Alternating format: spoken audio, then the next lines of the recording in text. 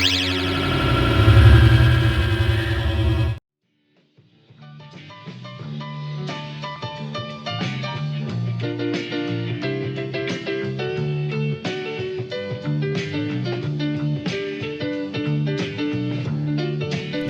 now your feature presentation. It's Filmsplaining with your host, Martyn Strange. Thanks, Paul. All right, let's do it. Hello, everyone. Welcome one and all to Filmsplaining. I'm your host, Martyn Strange. This is a podcast where I teach you how to watch movies. And if you don't know me, I'm a writer, editor, occasional director, most often composer and sound designer. But mainly I'm a lifelong fan and scholar of cinema. And on this show, I talk about the films I love, why I love them, and why you should love them too. And sometimes I have guests on this show, and today is such a day.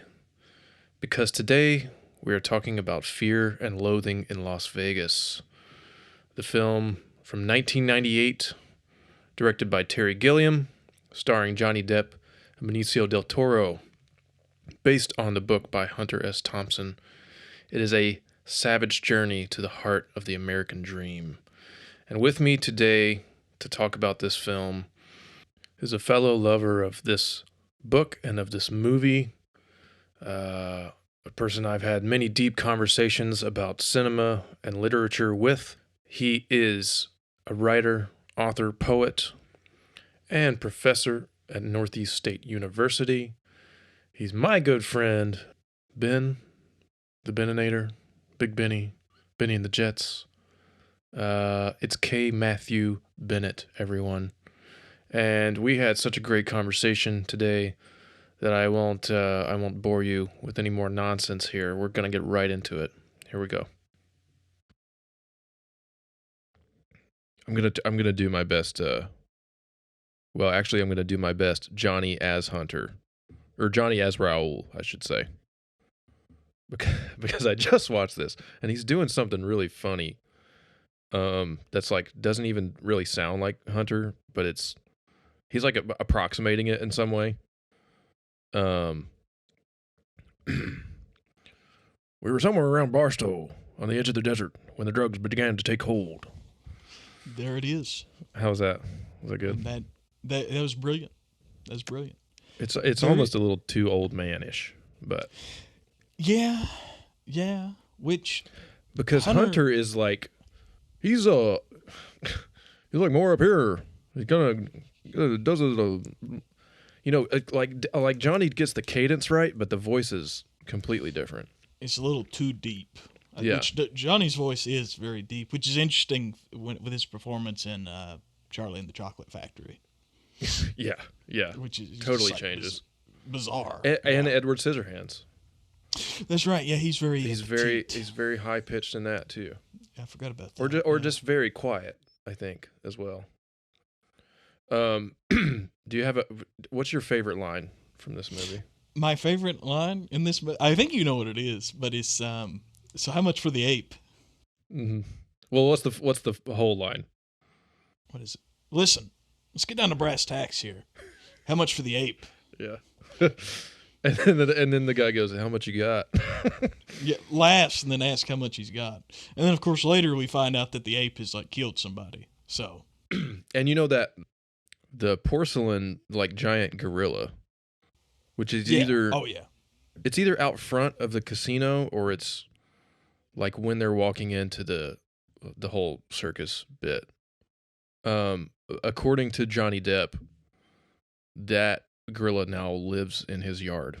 Really? Now I don't know how long ago that was. I don't know if he still has it. I don't think he's doing so well money-wise these days. So he probably had to sell it off.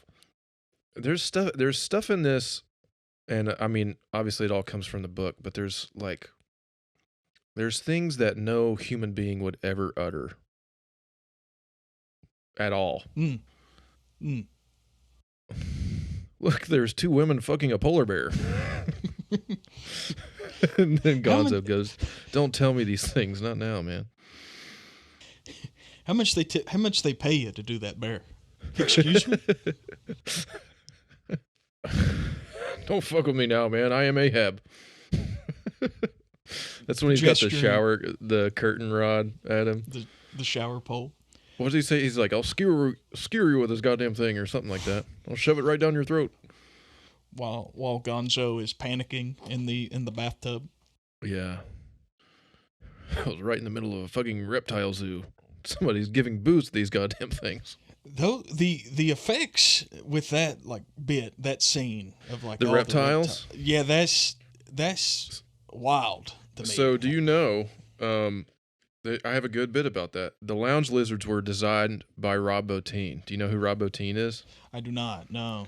Rob Bottin is a special effects designer who got his start on John Carpenter's The Thing.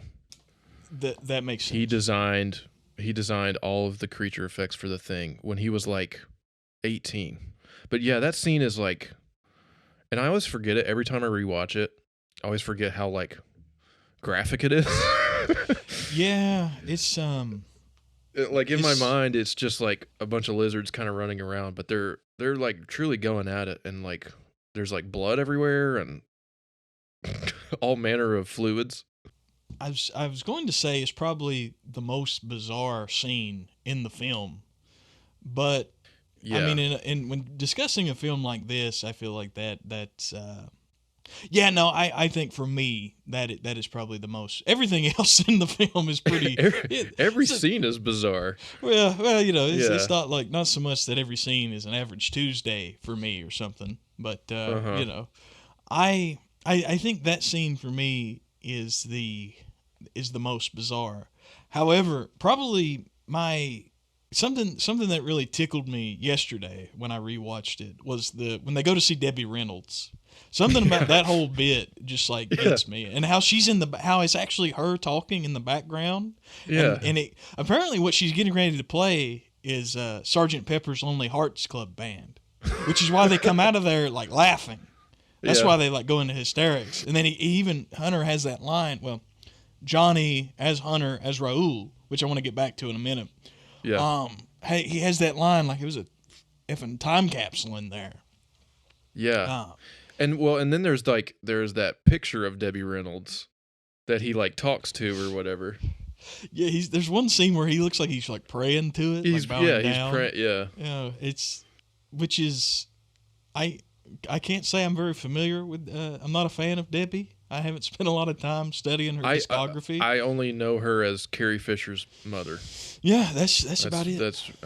I know she was like a song and dance gal, back in the day. And I've seen her in a couple movies. I feel like she did a few movies. She was in oh goddamn, what was the name of that movie? It was like a Disney Channel movie years and years ago. I don't Halloween remember. Town. Halloween Town. Yeah, that's she's right. like she's the grandmother in Halloween Town. The grandma. Yeah. Yeah. Yeah, in a film that is basically a never-ending series of set pieces that are like constantly outdoing themselves. It's like you go from scene to scene to scene, but everyone kind of escalates to get more and more crazy. You start to notice, or at least I start to notice, with each scene that goes by, all the shit that's happening in the background. That's like, I mean, especially in the Bazooka Circus in particular. Oh, yeah. Like, there's so much going on, and there's so much like actual 3-dimensional set design happening, and props, and like it's all very fever dream, but it's all also like, tangible. Which if someone were to try and accomplish that today, you would have Johnny Depp and Benicio on a green screen, like walking on a moving sidewalk, and everything else would be projected behind them, kind of thing. Right. And they're doing something too with the camera work throughout the whole thing that emphasizes the drugs of it all. Like especially in some of those later scenes, like you can feel the background starting to like push forward as the foregrounds are getting like warped and stuff. There's like this almost vertigo effect, that? Right. Yeah. But it's yeah.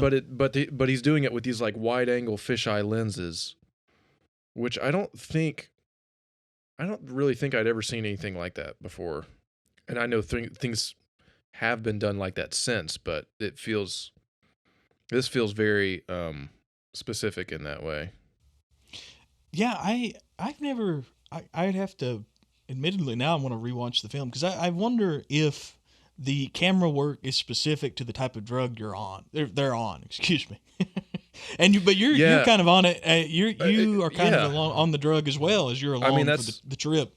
Yeah, that. I think that's an important like part of this movie is that you're basically like. It basically feels like being on drugs for 2 hours. Yeah. Oh, yeah. Yeah. Yeah, it's a good point that you say that because there's different things going on where they're in the car driving, and then there's different things happening when they're just sort of walking around, or when they're in the hotel room. The camera's kind of like always floating and sort of like turning on certain axes and angles, and it's like there's never a moment in this movie that is you're not like completely disoriented. Oh yeah. No. Which is pretty ballsy. I mean, I guess we should talk about like kind of the context of how this thing got started, because when you hear about the people who were going to make this movie before Terry Gilliam got it, it becomes a really interesting like one of those things where you can't really see this as somebody else's movie. I mean, in January 1976, Texas Monthly announces that Larry McMurtry had signed a contract to write a screenplay. Do you know anything about that? I was reading a little bit about that last night because I was thinking. I mean, years ago, you sent me the screenplay that Alex Cox had like written. Yeah. But then last night I was going down the rabbit hole, like the history of Fear and Loathing, and I saw that Larry McMurtry, he wrote like Western novels, right? Yeah, he was like a pulp Western guy, which you can see a sort of Western angle on this, I guess, and it opens in a very like, you know, they're driving on the open road in the barren West, but I can't see him adapting Hunter's work to screen. But I guess I don't know if he wrote this. I guess he wrote a script, but Martin Scorsese, Ralph Bakshi, that would have been really interesting, and Oliver Stone were all trying to get it off the ground. And then a company called Rhino Films got the rights in 1992. A guy named Lee Tamahori, a director from New Zealand, was attached. Somehow Depp comes in, probably because he's just like a really hot actor at that time, and he's just, everything is coming his way, I assume. There's like a rights issue with Hunter. He doesn't want to extend the film rights to get it made. His lawyers denied the extension, I guess. So this is when Alex Cox comes into the picture. And because he's like, I mean, he's made three just like lightning bolt in a bottle movies at this point, and they said that he could do it for a price, could do it quickly, and could get this movie going in 4 months, which is interesting. At the same time, Rhino Films hires Terry Gilliam. This is where this is confusing for me, because there's no like clear way that this develops of like, how does Alex Cox get fired off of this movie? I assume they just like, both of those guys are completely like idiosyncratic filmmakers who have their own style and vision, and then I assume Rhino was trying to sort of pit them against each other, maybe. The studio threatened to make the film with Cox and without Depp and Del Toro. Universal Pictures steps in, and then Depp and Gilliam come back on. This is where it gets even weirder. Have you looked and seen who else they were going to cast in this movie? Yeah. Dan Aykroyd. I know considered was like Dan Aykroyd, John Belushi. Of course, Belushi passes. I think at one point they were even considering Bill Murray, because he had already done Hunter in Where the Buffalo Roam. Right. I thought that he was a potential. I forget who else it was. There were some odd choices that I couldn't see. Okay. So the initial development, it's Jack Nicholson and Marlon Brando. That's right. And then they are both considered too old. Then after Aykroyd and Belushi, the Fear and Loathing and the Blues Brothers, John Malkovich, he gets too old. John Cusack was almost cast, and I feel like I had heard some things about this. He was kind of like the closest one until Hunter S. Thompson meets Johnny Depp and becomes convinced that no one else could do it. Then Cox and Davies start writing the screenplay, Depp and Del Toro. Del Toro gained like 40 pounds for this movie.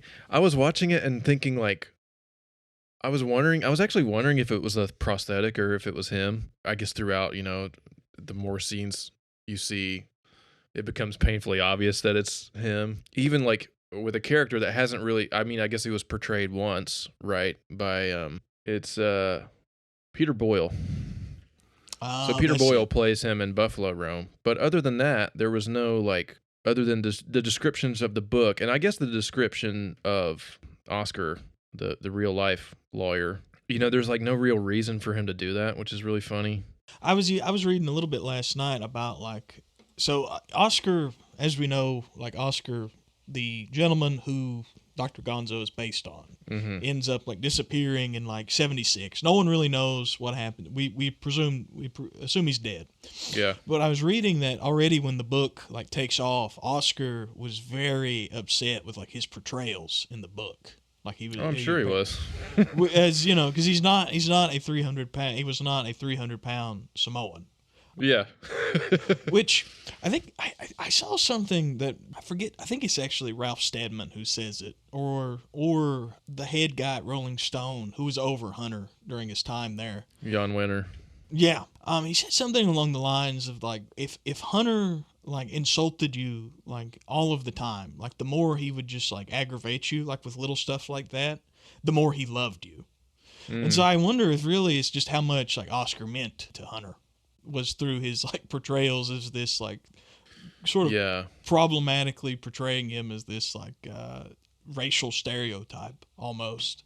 Yeah. And I can kind of see that with when you watch the way he treated other people in his life as well. Seeing that, so I watched the Gonzo documentary by Alex Gibney, and I really wanted to like it a lot. I think I've seen it before, but maybe I just tuned out. It's pretty well regarded, and Alex Gibney is a very well regarded documentarian. But it felt like a kind of a PBS special, and it felt very by the numbers for a subject as kind of large and titanic and culturally explosive as Hunter Thompson. It didn't seem nearly experimental enough in the presentation of it. But all that to say, there is a lot of good footage of him, very candid footage with his family, with friends, with Johnny Depp during the making of this movie. There's another documentary actually that's on the Criterion edition that I have that is about Ralph and Hunter going to Vegas together in 78, I want to say. That's interesting. They're filming a special for the BBC.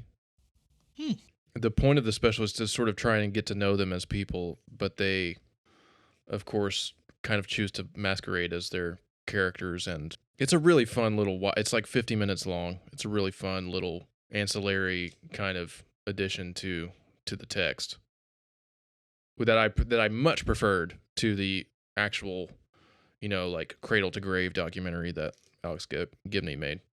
I think there was something you said earlier, I think right when we kicked off the recording. Maybe it was you did your favorite line, Johnny as Hunter as Raul.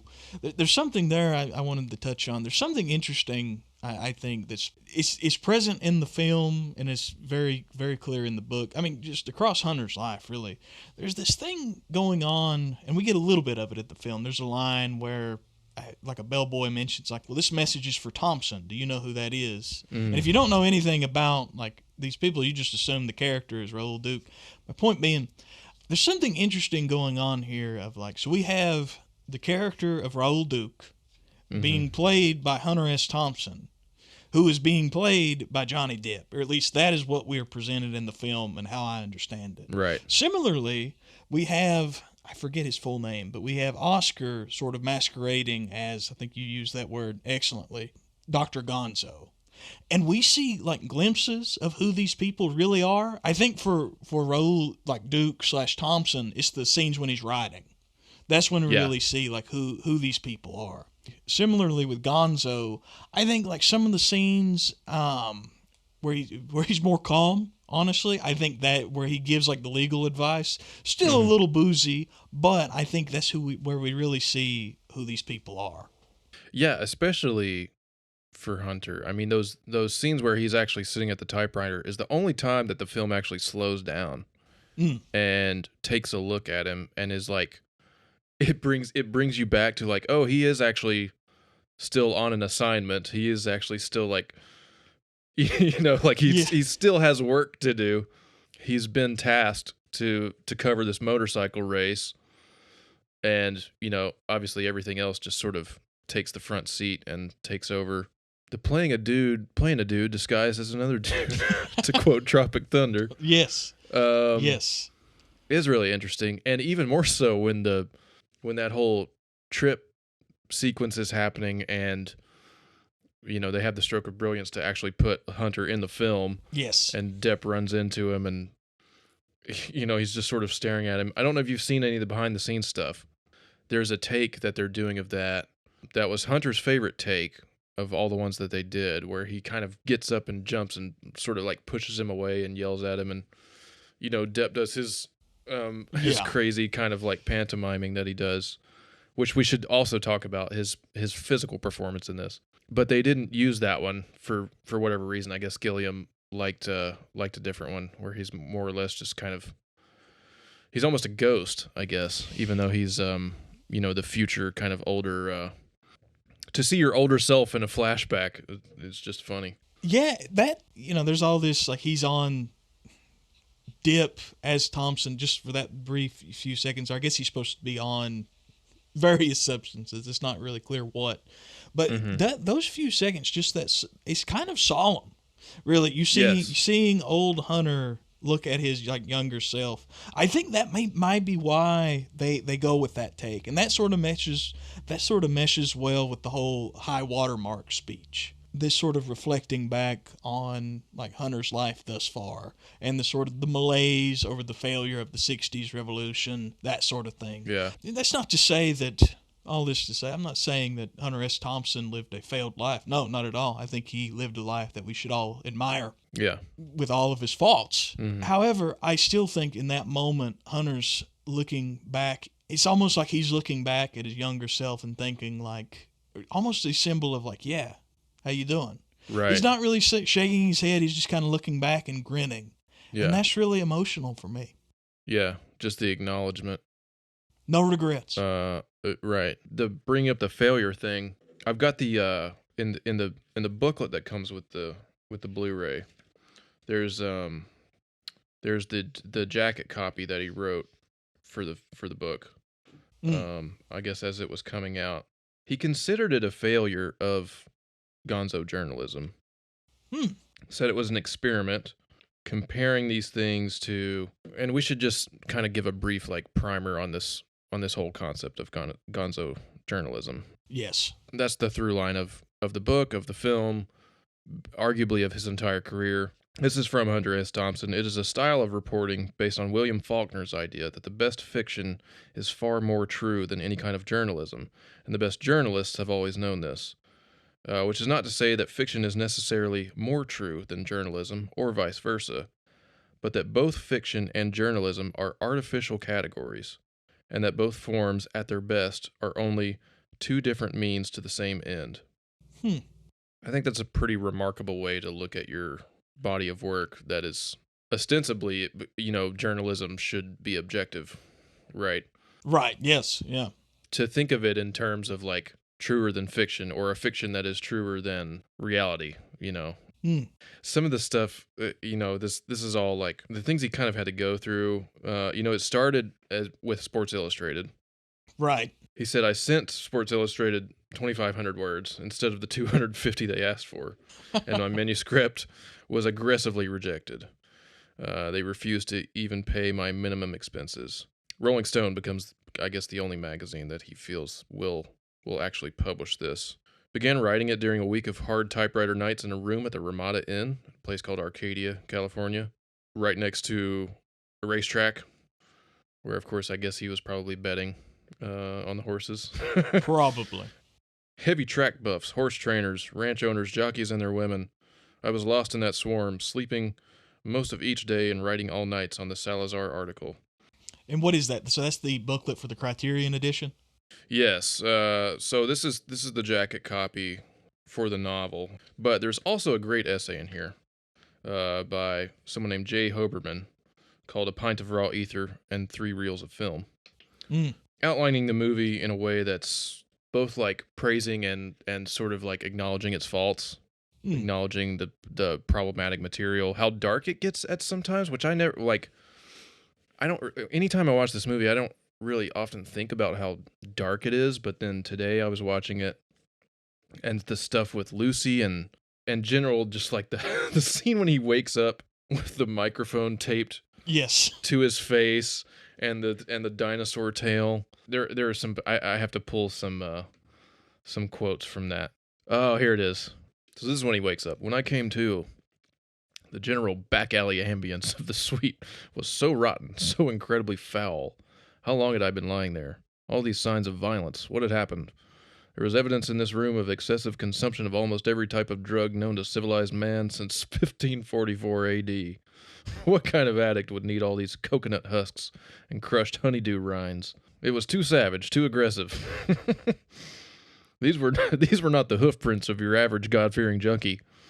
I like that one a lot. That's something.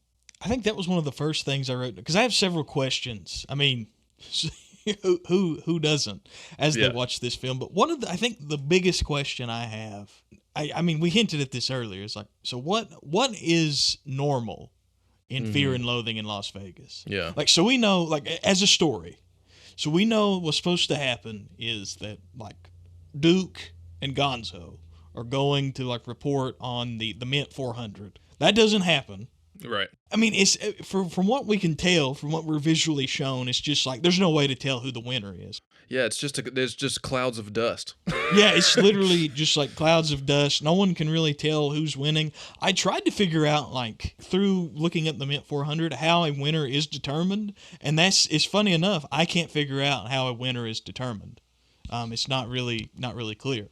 And then, so from there they go, like, Thompson ends up going, like, out of town. Gonzo goes back to L.A., but then he's sent back on assignment to, like, this DA convention. Yeah. But then they end up leaving that as well. That's one of the funniest scenes for me.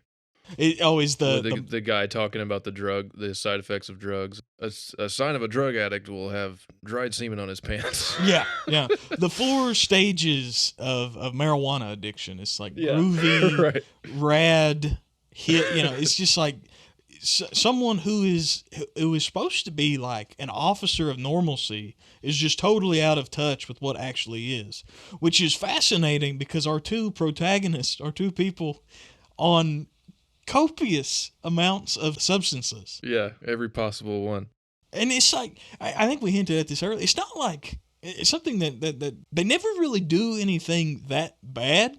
Right. I mean, like you mentioned, with the whole Lucy bit gets, like, troublesome, almost troublesome, but even Gonzo's like, I'd never do that. Yeah, it's kind of unclear. I feel like it's deliberately unclear. But then there is that great hallucinatory scene with Harry Dean Stanton as the judge. Yes, I thought when I looked that up and I saw that, I was like, I thought about that. But yeah, and then they run into her at the end as well, and immediately peel out backwards. But yeah, the idea of what is real or what is normal, every single person in this thing is absurd. Oh yeah, and it's like you could interpret it as either the entire world is absurd and this grand experiment of the 60s is failing all around us, and this is just what these guys do in the face of that in order to come to terms with it, or it's their drug experiences literally warping the world around them.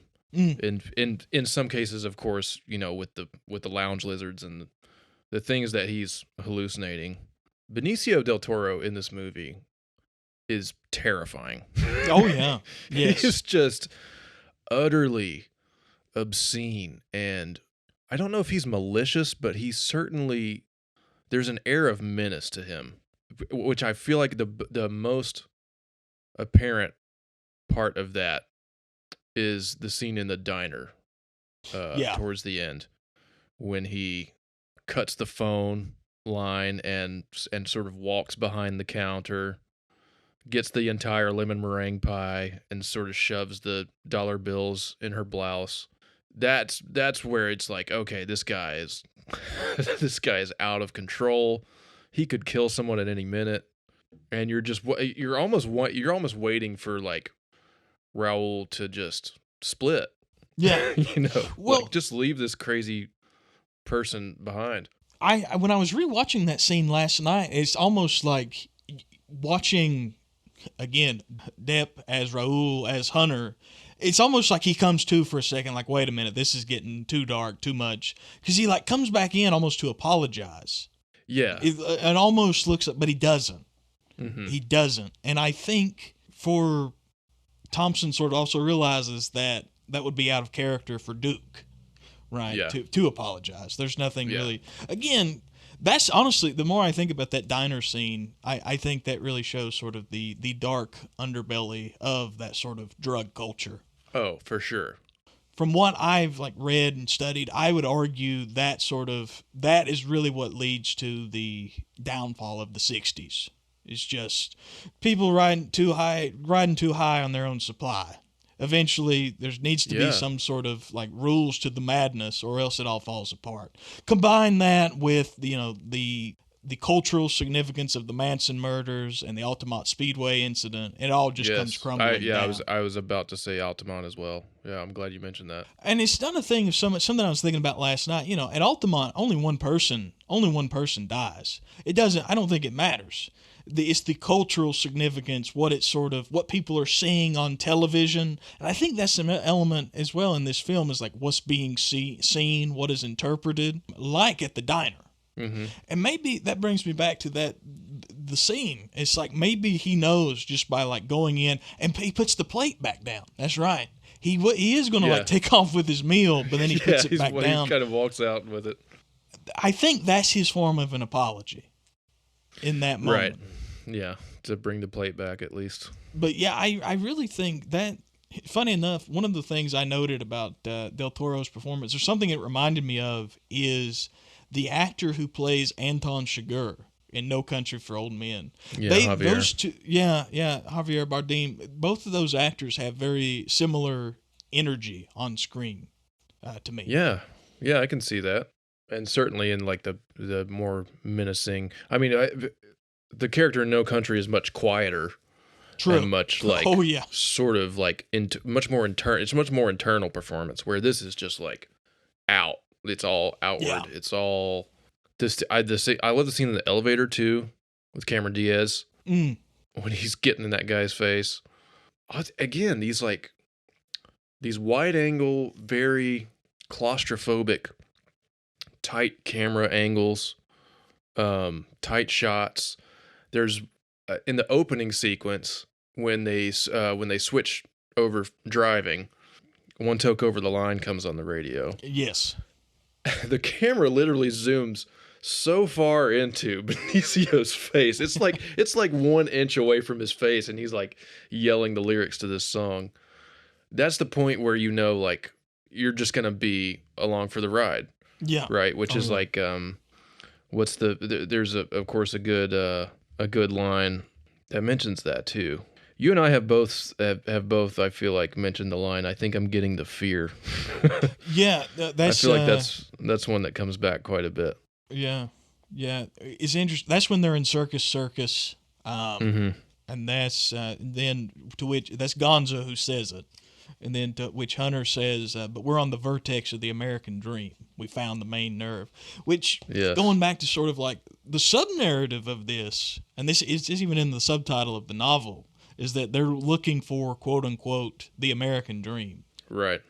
And I feel like, they find it.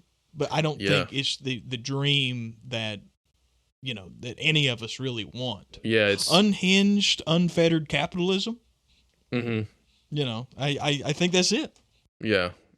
It's become clear that it's crumbling. But also there are all the hangers-on.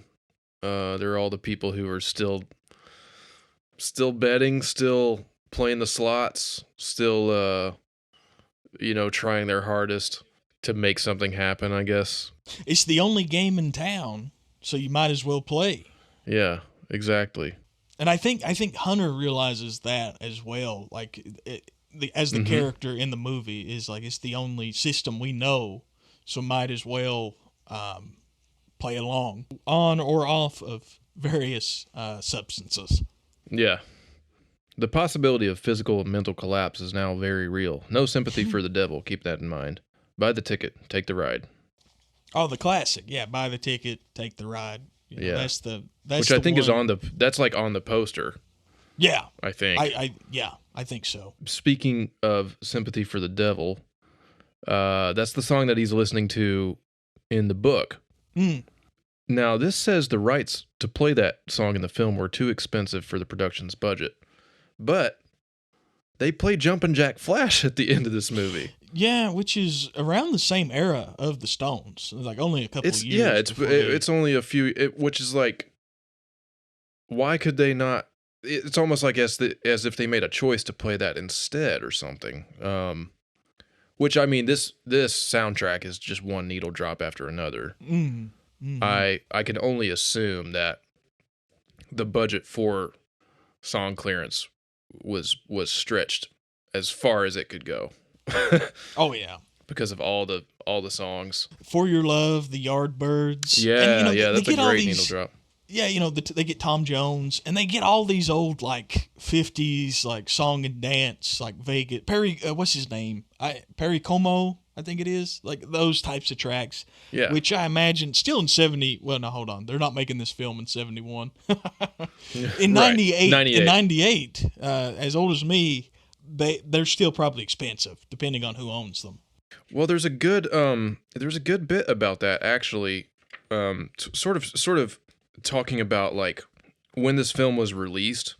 Despite its world famous title and for all Gilliam's judiciously applied special effects, Fear and Loathing was deeply unfashionable when it was released, opposite the big budget remake of Godzilla in the spring of '98. Oblivious to the '90s Rat Pack revival, I thought this was really interesting. Gilliam is unrelentingly hostile to the swinging, grown-up entertainment of the era. This was Bob Hope's turf, Frank Sinatra's, Spiro Agnew's. Depp is heard to mutter as he and Del Toro attempt to crash Debbie Reynolds' floor show and get bounced for heckling as she breaks into Sgt. Pepper's Lonely Hearts Club Band.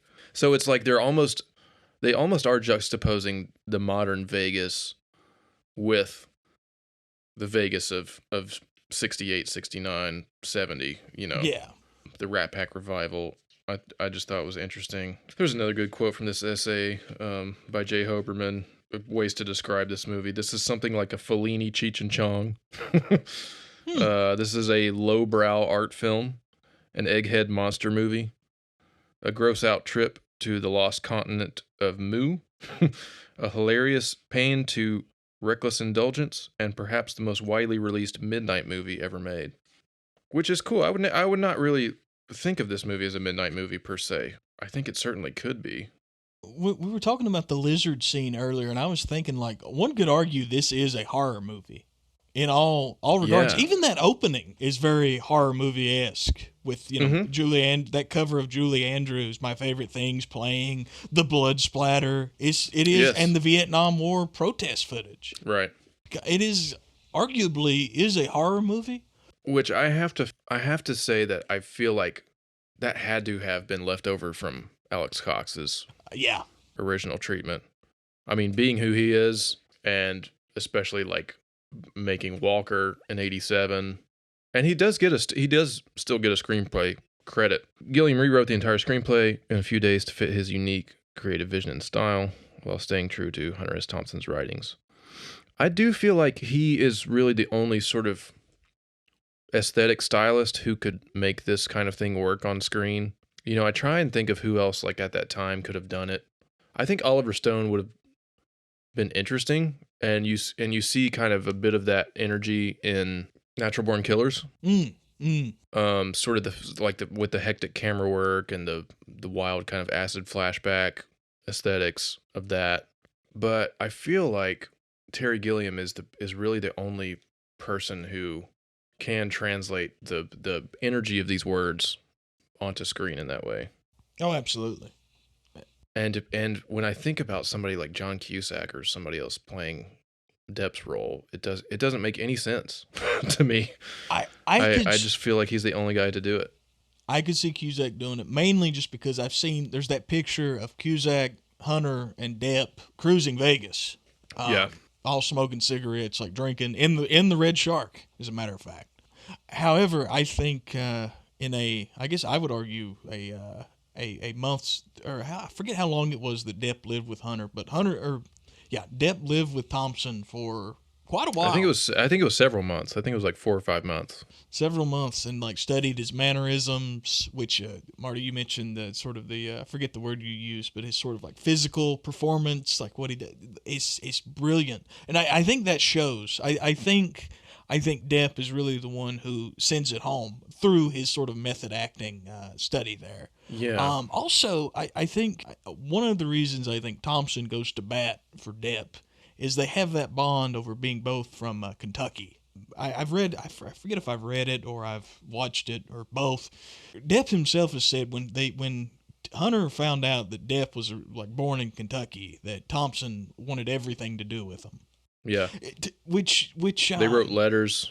Oh yeah. They I think it makes sense for Thompson as a person, this whole like nostalgia for the past of then the 60s, and then for his home place, especially in his older years. That makes sense. Yeah. Him wanting to rekindle with a relationship with his birthplace, kind of through Depp. Right. And they were both just wild men. Oh, I mean, they both are creatures of the night, and there's definitely a kindred spirit thing there. Apparently, Hunter shaved Johnny Depp's head for this movie. Yes, yeah. And he did not look in a mirror. Ellen Barkin wore a prosthetic rear end for her role. That's interesting. Who was that? She's the waitress in the diner. Oh. Yeah, that did look odd. Now that I think about it. Yeah. That diner scene is. I'd have to rewatch that. Honestly, it's dark. It is, and visually, like the palette, the color palette, it is dark. I mean, heck, before they cut inside, like someone's getting beat up. It's like it's. Yeah. I think it just really sort of the funny goofiness of the drugs is wearing off, or at least is starting to show like the dark underside of that. Yeah, and things are starting to become real, and they're starting to realize the predicament that they're in, and I'm trying to figure out how to get out of it, I think. Yeah. Let's see here. What else have we got? Remind me, I want to talk about the ape again. Yeah. Much of the clothing was actually Hunter Thompson's real clothes from the 70s. I think that's fun. That makes sense. Depp spent 4 months with Thompson learning his mannerisms and proper vocal inflection. They developed a strong friendship, and Thompson also said that if he ever saw anyone acting the way Depp does in the film, he would probably hit them with a chair. Yeah, so the things he's doing with the fingers and the hands and this sort of like, I mean, you can tell right away that this is what Jack Sparrow becomes. Oh yeah, absolutely. The sort of like meandering, waving, moving back and forth. Although I would say this particular performance is like much more animalistic. he's almost like he's like looking around at stuff like a bird would look at things, just like quickly moving his head, and that ridiculous walk that he does, which is like which I feel like he just looked at Ralph Steadman's illustrations and was trying to like bring that character to life. How would this person move? Yeah, exactly. This character. Yeah. Which is like another major thing we haven't really talked about, but those illustrations for the book are like they go hand in hand with the prose, and I feel like Ralph's designs are very clearly held to in this movie, and it does feel like they're trying to bring. I mean, these guys do seem like cartoons that kind of came to life. You know what I mean? Yeah. And so, like, seeing him like bring that energy of trying to literally create a character out of an illustration, but the things he's doing physically are just like so bizarre and off the wall, and I don't think anyone else could have quite dialed into that. Wow, this Gary Busey, we can talk about that scene. He apparently improvised the "Give me a kiss" line. Hunter S. Thompson was initially horrified, but Terry Gilliam thought it was funny and left it in the final cut. And then Thompson said that after a few viewings, he found it quite funny. Even Thompson has limits, apparently. Yeah. Which it's funny too, like watching some of the behind the scenes stuff. It's funny to see the stuff that he kind of balks at. Yeah. When they're filming, and the things he's like, I don't know, that doesn't seem right, or that's I would never say that, or I would never do that, or there was definitely like a butting of creative heads there for sure. And I imagine it was even worse with Alex Cox. I don't know exactly the lengths to which they even collaborated as far as a script or anything, but the adrenochrome is apparently a made-up substance. I wondered about that. The name is a real thing. The drug itself, or I guess I should say the effects of the drug, were sort of invented by Hunter. After showing a rough cut of the film to a test audience, Gilliam was approached by a group of young men. Said his favorite scene was the adrenochrome scene. He said that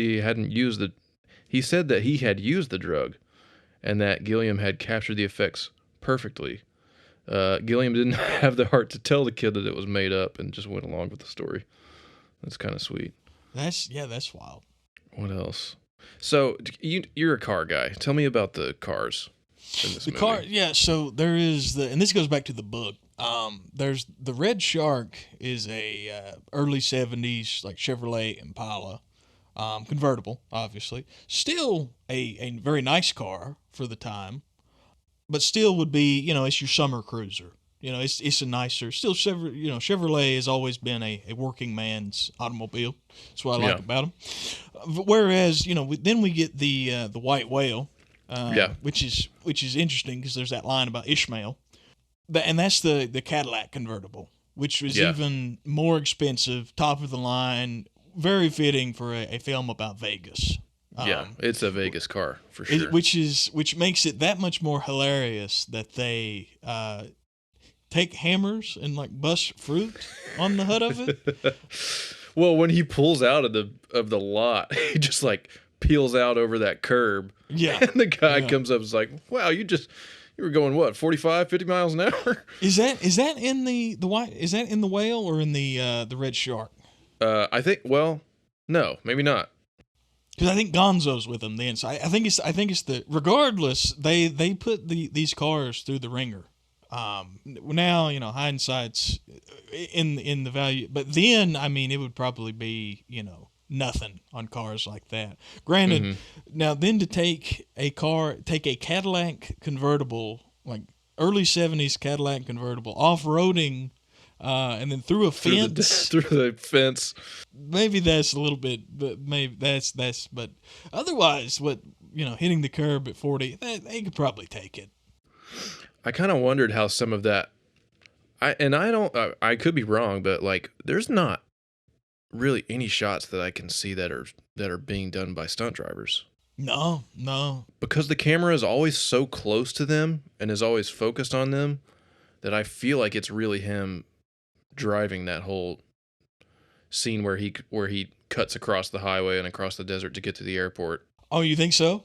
I feel like it is. I mean, now I'm sure there's some of those, like, there's that one, like, big jump shot that's probably, I wonder how many, do you have any idea how many cars they used?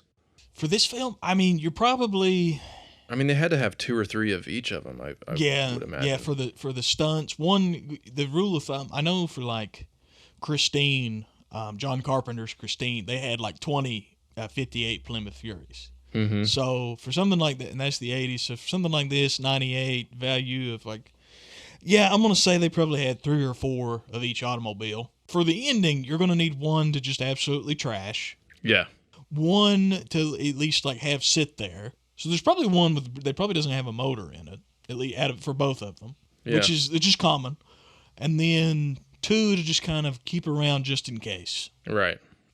Maybe have the director drive it home one day for funsies, right? Because who doesn't want to drive home, one day off a set, drive home the movie car, right? It just makes sense.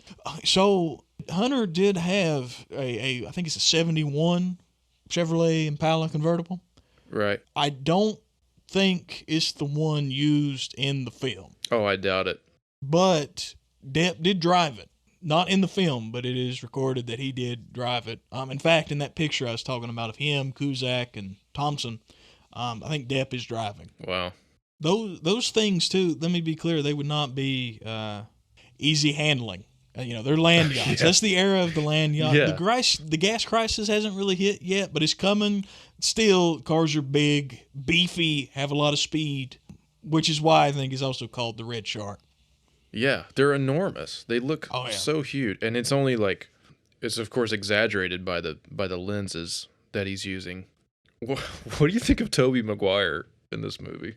I was thinking about that character earlier, and like I was just trying to think of like, okay, what does this, it's narratively speaking, like as a storyteller, why would you include a character like this? And I mean, performance-wise, I thought he was great. I think he's really funny. Yeah, he's hilarious. He's the perfect, just like... When he runs up the first time, it's like, hot damn, I never rode in a convertible before. And then they just kind of, they turn around and look at him. He immediately realizes he's in over his head. Yeah, they like scare him straight through their absurdity. Yeah. And the T-shirt he's wearing has one of Ralph's illustrations on it, too. Mickey Mouse, Stedman-esque Mickey Mouse, which I thought was fascinating in the era of, pretty much the Disney Renaissance. 71, Aristocats had come out. They're getting ready to enter kind of their Bronze Age, but still the goodies are coming out. Nonetheless, that character, he does the same thing. They kind of use the same premise twice there, because there's that shot. It's when Gonzo has gone back to L.A. He sees the hitchhiker again and does like the double take thing. Yeah. They see Lucy later. They do the same thing. They bring the car around, just like literally do a U-turn, which is like, I don't know what they thought was going to happen. Even if they did just like stay and wave, it's like they just and that guy is so like aloof and like very naive and very. He has no agenda. No. He has no real even motives. He's just like a funny doofus to have on screen, and he's clearly like a young guy who's just trying to get somewhere. The haircut they gave him is hysterical. All these like smaller ancillary characters in this movie are really interesting.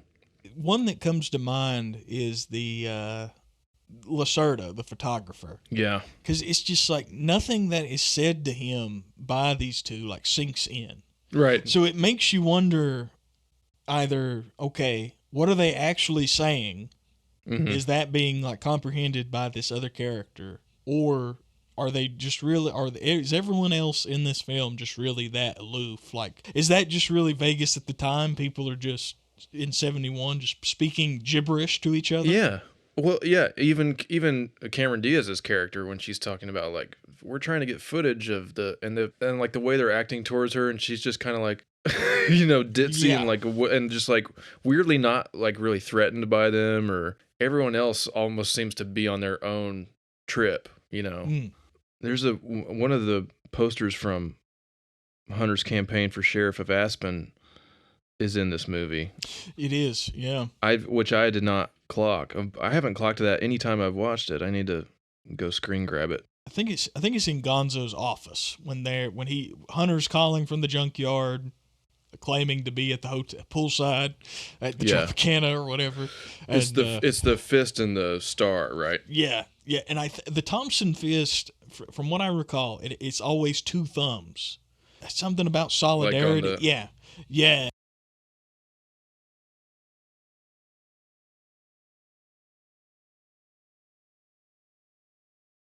Well, so I tried to find in preparation for this. I really tried to find that documentary of him in Aspen, because I know there was one made, because we have all this footage from it, but I could not for the life of me actually find any kind of listed, like official. I don't know if the footage was just like shot and then cut together for television, or if it was like, because I see a lot of it in the Gonzo documentary. There's some more of it in the behind the scenes on this edition of the disc. But I want that whole experience of like when he gets there and starts and everything. What else? Let's see. Yeah, this is just more about the casting.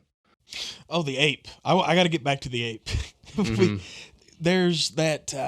It's like porcelain or stone. It's in front of the Circus, which is actually, they call it that, but I think it's actually the Bazooka Circus. Bazooka Circus or something. Yeah.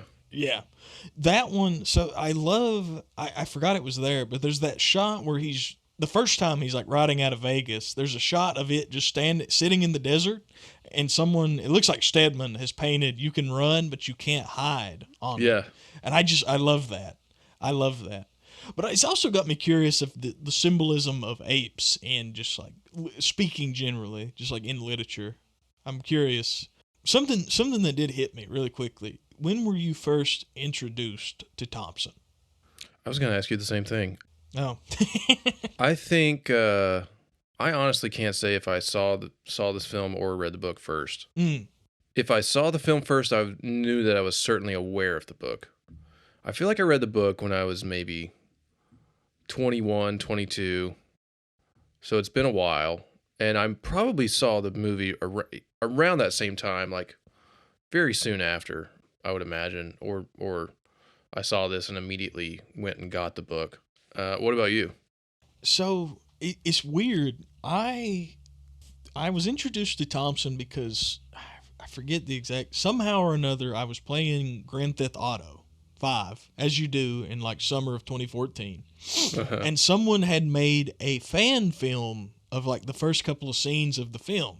And I was like in like Grand Theft Auto, like in the game, like in online. And I was like, whoa, that's cool. Like, what is this movie this is based on? And then I remember immediately from there going to FYE and like tracking down a copy. Just at least I think by then, before even that, like looking up like what the film was about and kind of that. So I remember then I insisted on going to FYE and getting like the crappiest copy I could find, just on a whim, and watching the film from there, and then reading the book. For the longest time, that was my favorite movie. Like that book, and arguably that still is one of my favorite books and movies, is Fear and Loathing in Las Vegas. Now I noticed on your most recent rewatch, you gave this 3.5 stars. 3.5, yeah. I wonder what brought it down for you since the last time you viewed it. For me, it's not really the film's fault. It's more so critique of the audience, I suppose. The glorification of drugs. That's ultimately what did Hunter S. Thompson in, as like his health.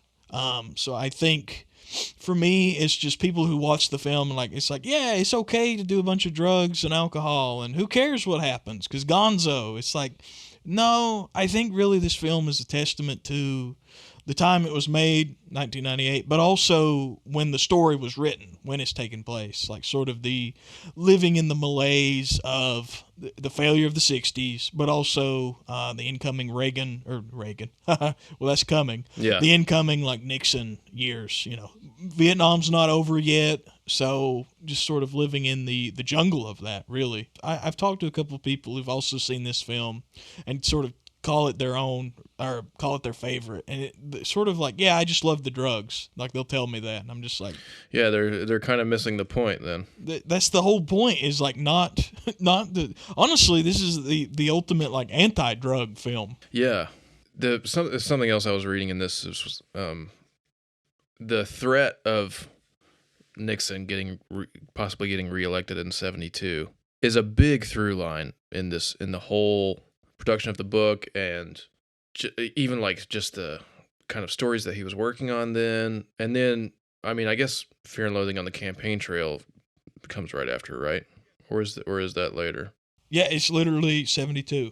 He didn't waste no time writing. Yeah, there was. That's another interesting thing, is like there's that extremely prolific period he has for like 4 or 5 years, from the late 60s to early 70s, and then he's like kind of done. So I forget which documentary I watched this in. Forgive me, listeners, but text I read or the documentaries that I watched, what ends up happening is he realizes that the Gonzo character, the Raoul Duke, can only be played out so much. Yeah. He kind of, by the 80s, he's like, what? He's in his 40s. So he kind of realized this, by then Juan, his son, is born. Yeah. He's starting to repeat himself. Yeah, it's like, what else can be done? Coincidentally, when the film comes out, he kind of finds that old magic again. I think he writes about 9/11. I think he lives long enough to maybe write an article about that. But it's sort of he gets caught up in this thing of thinking he's a one-trick pony, which I think if he given the right connections, I think he could have been so much more. Right. But I think considering what he did publish, to dismiss him as a one-trick pony is foolish. Yeah, I mean, the prose is always powerful and like wholly original, and not obviously not like any other nonfiction writing that's happening at the time. I would argue, I would be wholeheartedly ready to go to bat and say he is one of the best postmodern American writers. Mm-hmm. It's easy to dismiss him as like, oh, he's just, burn up hippie listing off of these cultural references. Not so. He does it poetically.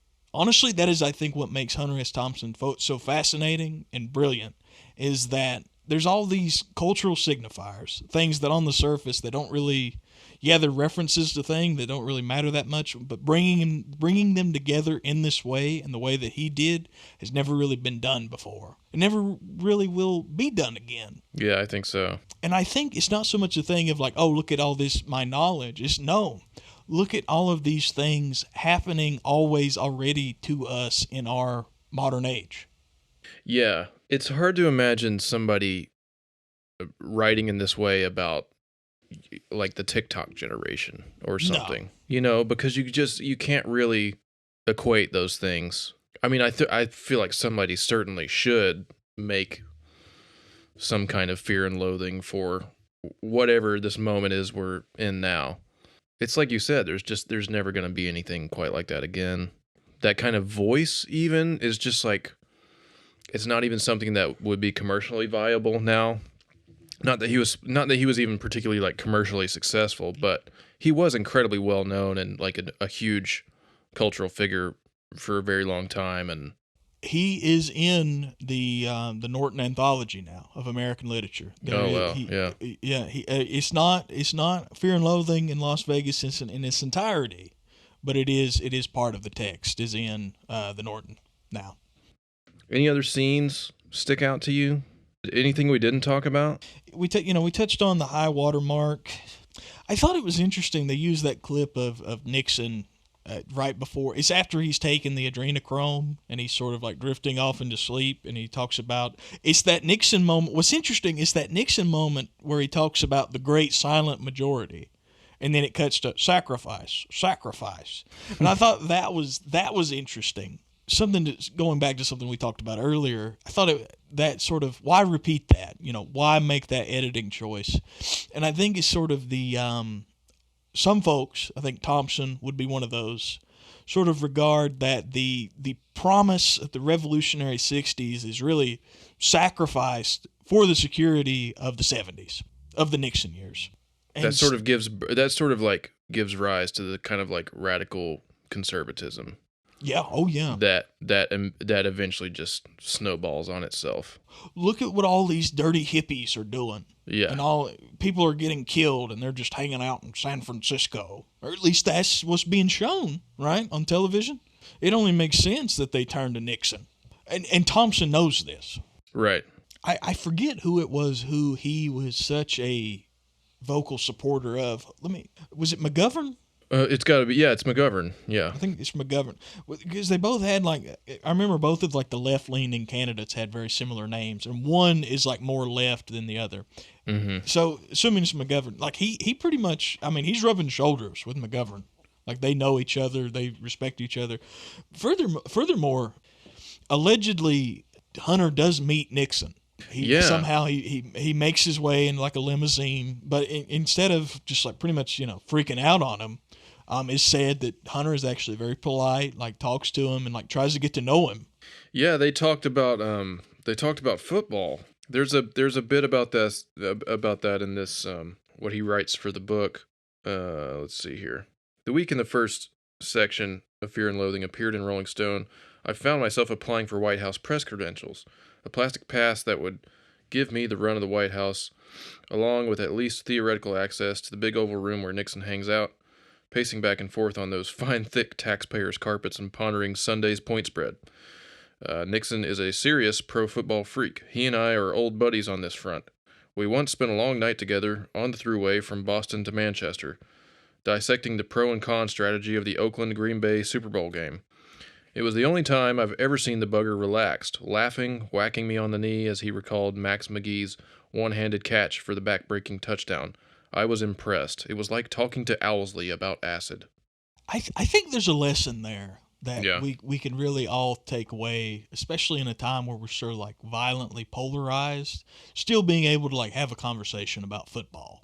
Who otherwise, if you read Thompson's rants about Nixon, is Hitler. Pretty much. Oh, well, yeah. He finishes that with, so much for all that. I have all of 1972 to fuck around with Nixon, so I hassle it here. yeah, exactly. It's but still, still being able to have a civil conversation, not trying to strangle the guy in the limousine, be human. Let's see. What are some other quotes here? You people voted for Hubert Humphrey and you killed Jesus. Once you get locked into a serious drug collection, the tendency is to push it as far as you can. Mm-hmm. But I can't help but wonder why. There's several, Yeah, I think he's speaking on the nature of addiction. Yeah. Oh, yeah. But also of an excess, I think, that he was privy to, but also could kind of see coming down the pike. If you think about what happened in the 80s. That's the era of excess. Yeah, what he calls the generation of swine. Yes. But there's almost a tongue-in-cheek thing of I'm part of this too. I participate as well. Yeah. I just choose a different way to participate in it, right? He's interested in taking his body and his mind as far as they can possibly go with controlled substances. And I think on the flip side of that, there's that scene where it's the flashback, mid-60s, and there's that yuppie guy that walks in to flee from the Red Hot Chili Peppers as a hippie, licking LSD off of the red woolen jacket. But he makes that, his life was ruined forever. Men in red woolen shirts are getting incredible kicks from things he will never know.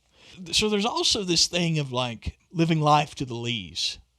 Absolutely living the full potential, leaving no stone unturned. Mm-hmm. That's somewhat of what I admire about Thompson. Not so much just being this absolute unhinged there seems to be rules to Thompson. Right. Hence why I make that point about the diner scene earlier.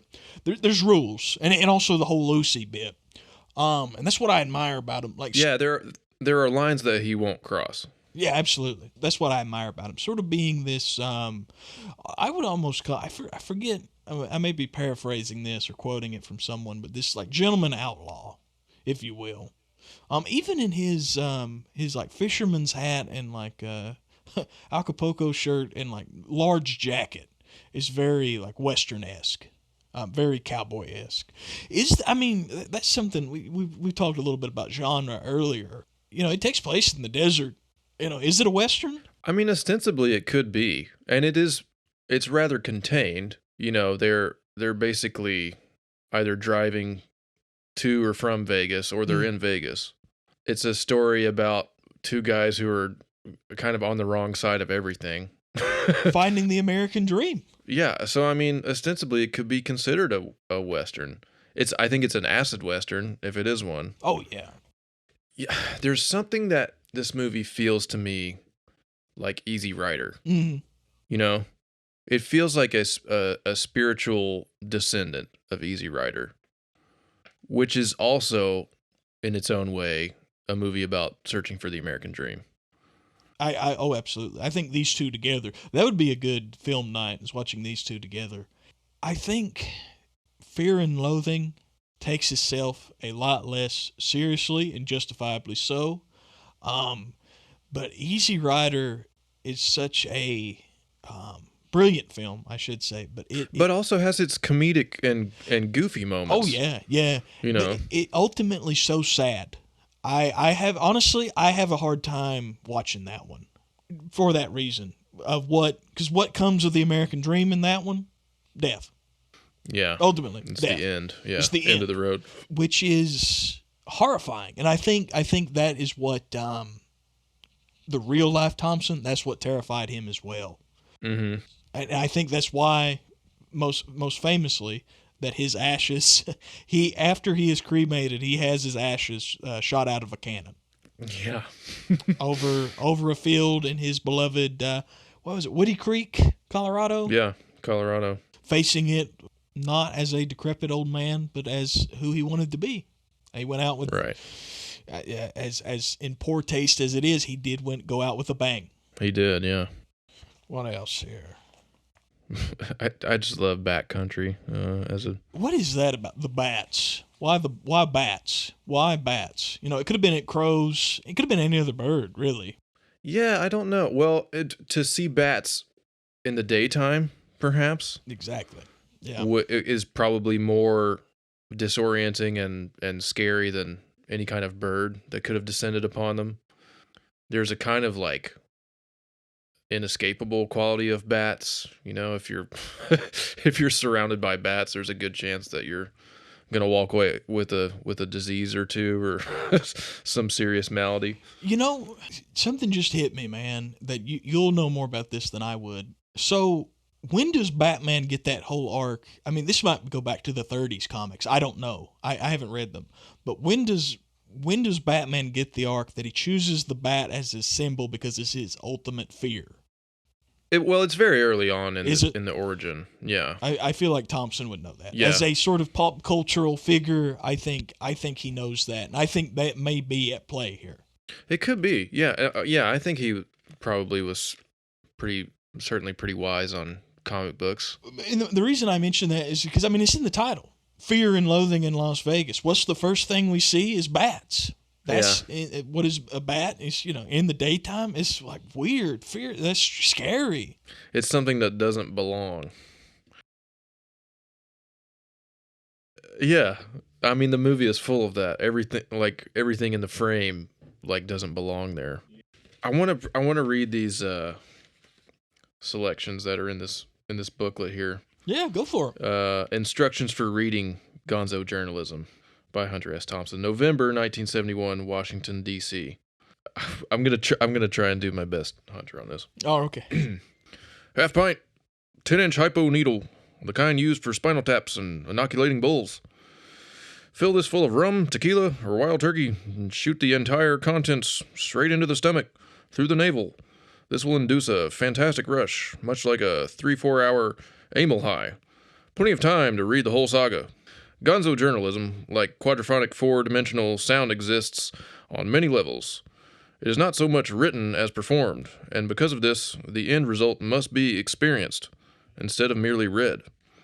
Beyond that, it should be experienced under circumstances approximating, as closely as possible, the conditions surrounding the original performance. For this reason, the editors have agreed to pass the author's reading instructions along to all those who might want to experience this saga under the proper conditions. We offer them without comment, and certainly without recommendation. To wit, read straight through at high speed from start to finish in a large room full of speakers, amplifiers, and other appropriate sound equipment. There should also be a large fire in the room, preferably in an open fireplace and raging almost out of control. Alternative, hot tub and vibrator. The mind and body must be subjected to extreme stimulus by means of drugs and music. Extreme stimulus. Yeah, a film about extremes. Oh, absolutely. There's something there, I think, that really, not so much about what is written, but as performed, or something along those lines.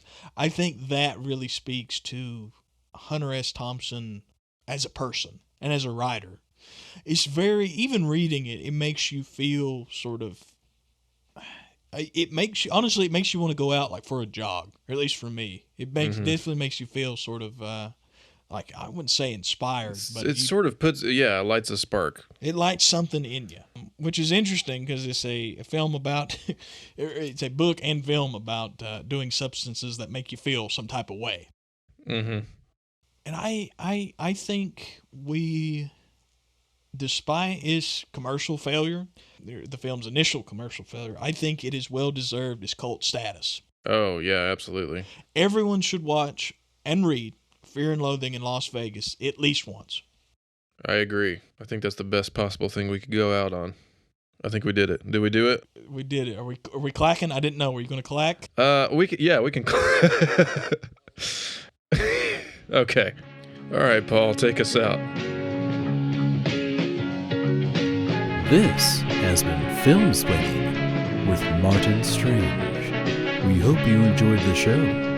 Till next time, happy viewing.